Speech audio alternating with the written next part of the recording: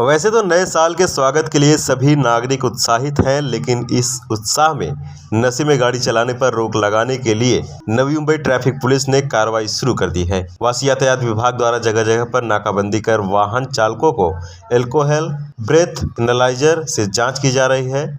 इस बारे में वासी ट्रैफिक के senior police inspector Satish Kadam ने बताया कि दोषी चालकों पर दंडात्मक कार्रवाई की जाएगी। फिलहाल जाँच शुरू कर दी गई है। नाकाबंदी याच्याकरता लावलेली आहे की 31 डिसेंबर या दिवशी मोठ्या प्रमाणात लोक दारू पिऊन वाहने वगैरे चालवत असतात।